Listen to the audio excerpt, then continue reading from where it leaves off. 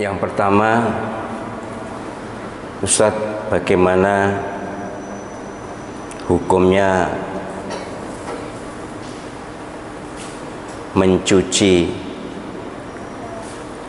kotoran cicak dengan tisu basah? Ya, kotoran cicak itu umumnya ada di sembarang tempat, yang kadang-kadang juga tak terduga ada di depan tempat kita sholat. Yang perlu diketahui pertama adalah bahwa kotoran cicak itu termasuk jenis najis yang ma'fu, najis yang dimaafkan. Secara umum, umpama tidak dicuci ya tidak apa-apa, tapi umpama ada kotoran cicak langsung dikei bathuk nggih salat ya nggak enak kan, ya tentu bagusnya dibuang. Tetapi memang termasuk kotoran merpati kalau di Mekah itu. Di Mekah itu di luar Masjidil Haram, kalau di dalam wallahu alam itu ya saya juga termasuk heran sampai hari ini belum ketemu kenapa sebabnya, kenapa merpati yang sekian ratus ribu itu kok tidak nelek bahasa Indonesianya, tidak ya membuang kotorannya di masjid. Saya belum pernah tahu, sampai hari ini saya belum pernah tahu bahwa ada telek doro, ada kotoran merpati di dalam masjid. Tapi kalau di luar masjid ya ada banyak. Itu di sebelah yang tanah lepas itu, halaman lepas itu ada juga. Itu juga disepakati oleh para ulama jenis najis ma'fu, najis yang dimaafkan karena sulit dihilangkan, atau bukan sulit menghilangkannya sebenarnya, ya ribet lah kalau menghilangkan wong banyak. Jadi itu tidak usah menjadi kerisauan. Bagaimana kalau di Al-Akbar itu kelelawar dan seriti? Kelelawar di sini juga ada kotoran kelelawar dan seriti. Apa seriti? Ya burung kecil itu, burung walet ya. Itu juga jenis najis ma'fu yang dimaafkan. Jadi kalau disebut ma'fu itu ya tidak dicuci tidak apa-apa, cuma kan ya tidak enak gitu aja. Kata tidak enak kan ya tergantung orangnya. Bagaimana kalau mencucinya dengan tisu basah?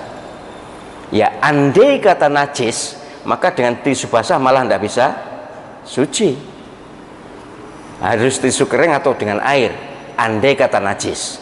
Tapi karena itu ma'fu, najis memang tapi ma'fu, dimaafkan, maka dengan tisu basah juga boleh. Yang bagus ya tidak usah tisu basah, tisu kering kemudian baru tisu basah. Karena tisu basah itu memang ada cairannya atau ada basahnya, tetapi bukan air. Lah basah yang seperti itu tidak mensucikan, atau istilahnya tohirun ghairu mutahhirin. Dia suci tapi tidak bisa mensucikan, sama dengan air kelapa. Air kelapa itu suci tapi tidak bisa untuk mensucikan. Sama dengan alkohol. Ya, kalau alkohol memang ada dua versi ya. Alkohol itu versi Hanafi dan Maliki tidak najis. Tapi versi Syafi'i dan Hambali najis karena dianggap kategorinya minuman keras. Tapi ya kalau alkohol sekarang untuk kegiatan-kegiatan untuk kesehatan kan kalau dihukumi najis ya susah. Kalau minuman keras oke lah dihukumi najis ya. Tapi kalau alkohol kan bukan minuman keras. Memang jenis minuman keras atau bagian apa bisa menjadi bagian minuman keras, memang bisa memabukkan, tapi jenisnya sendiri atau bahannya sendiri atau barangnya sendiri atau namanya sendiri bukan nama minuman keras. Tapi baiklah, ini soal khilafiyah, kita sebagai santri Al-Qadar atau santri IIM atau Islam itu mudah, maka setiap ada perselisihan, setiap ada perbedaan pendapat, pilih yang ringan, pilih yang mudah. Podo benere milih yang mudah. Jadi gitu ya. Nah, jadi tadi kembali ke tisu basah itu tidak bisa mensucikan, bisa membersihkan, bisa menghilangkan, tapi tidak bisa mensucikan. Yang bisa mensucikan itu air atau tanah. Dalam mazhab Maliki tambah udara atau panas. Jadi ini penting, sangat sederhana, tetapi kita kadang-kadang juga gagap ya, kurang terengginas atau kurang apa ya, kurang pede dalam menghadapi hal-hal seperti itu. Khususnya para tenaga cleaning service tentu harus memahami itu. Jadi kalau ada kelelawar, telek apa sih? Kotoran kelelawar atau kotoran ini kan sering itu, ya sudah dihilangkan aja, barangnya dihilangkan, tidak usah lalu disiram, nanti malah merepotkan juga.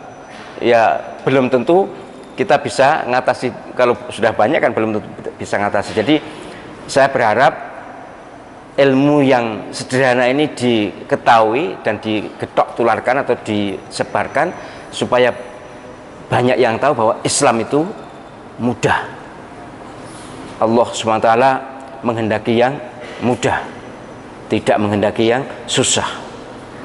Jadi kalaupun misalnya panjenengan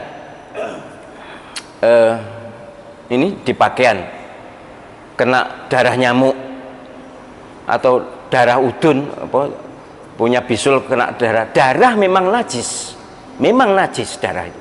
Tetapi kalau seperti darah nyamuk itu najisnya najis makfu, dimaafkan.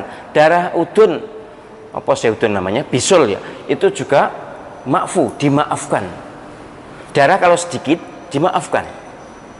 Jadi jangan memperberat diri, mempersulit diri sehingga dalam melaksanakan ajaran Islam itu terasa berat. Enggak, ajaran Islam selalu mudah, selalu ringan, dan ada jalan untuk sebagai solusi supaya kita tetap di satu sisi tetap melaksanakan ajaran Islam, di sisi lain kita tidak ada rasa keberatan. Baik, itu nanti kaitannya misalnya apa-apa yang susah dihilangkan ya sudah, hukumnya makfu. Kalau misalnya ada batang cecek, apa batang itu bangkai cicak itu ya sudah diambil aja bangkainya, sudah dilap, sudah. Kalau ngelap atau mengusap ya bagusnya pakai tisu, kalau enggak pakai tisu pakai air, kalau pakai air susah ya sudah pakai tisu aja. Kita pakai mazhab Maliki, gurunya Imam Syafi'i. Semua najis yang terkena angin dan hilang, baunya hilang, wujudnya, atau kena matahari atau kena panas hilang, itu sudah suci. Ini lantai ini semuanya ini amlas namanya. Lantai amlas itu lantai yang, atau barang amlas itu yang tidak menyerap air, itu amlas. Nah yang amlas seperti ini mudah sekali dihilangkan barangnya, tidak usah dicuci dengan air, ya sudah, nanti dibiarkan dengan angin atau kipas angin itu, atau dengan angin alami, atau kalau di luar dengan matahari, sudah otomatis suci dengan sendirinya. Yaitu yang bisa mencuci dalam mazhab Maliki adalah air, tanah, angin, panas. Itu bisa. Jadi kalau panjenengan punya misalnya sajadah, kemudian mencucinya kan susah kalau yang tebal-tebal itu, sudah di PP aja, versi mazhab Maliki suci. Asal bisa hilang tiga itu wujudnya, rasanya, baunya. Nek rasa itu ya masuk ngerasa nih ya, secara umumnya kalau baunya hilang itu rasanya juga hilang. Jadi saya pikir kalau kena najis sedikit atau tidak terasa itu ya sudah dibiarkan saja, kering sudah suci. Tapi nek sajadah diompol oleh anaknya sampai pesing ya tidak bisa lah, itu mesti ya harus dicuci. Tapi nyucinya sebagaimana pernah saya sampaikan, jika memang itu berat kena air lalu lama keringnya, maka dihilangkan dulu dengan alkohol atau dengan ya benda yang barang cairan yang bisa menguap. Bensin juga bisa menguap. Belum suci memang, dikasih alkohol belum suci, dikasih bensin belum suci, tapi hilang. Spiritus belum suci tapi hilang, untuk menghilangkan bau, untuk menghilangkan supaya menguap, baru nanti dilap, bukan dibasahi. Baik, ini nanti kalau ya ini rentetannya juga masih ada, ini rentetannya soal berulang kali ditanyakan adalah soal mencuci dengan mesin cuci. Sudah, tidak usah dimasalahkan, mesin cuci lebih bersih, lebih suci dibanding manusia, asal caranya benar loh ya, caranya benar itu bagaimana? Jangan langsung pakai sabun. Kalaupun langsung pakai sabun ya, air yang dicampur sabun itu suci tapi tidak mensucikan. Ini tolong difahami betul. Air yang pakai sabun itu suci tapi tidak mensucikan. Maka penjenengan kalau naruh sabun di baduk apa ya? Jadi kolam jeding itu kan ada baduke ya. Apa le baduke ini? Napa nggih namanya baduk bahasa Indonesia? Ya landasan juga. Iya pokoknya itu kan ada baduk. Wallah, saya susah untuk membahasa Indonesia kan tuh.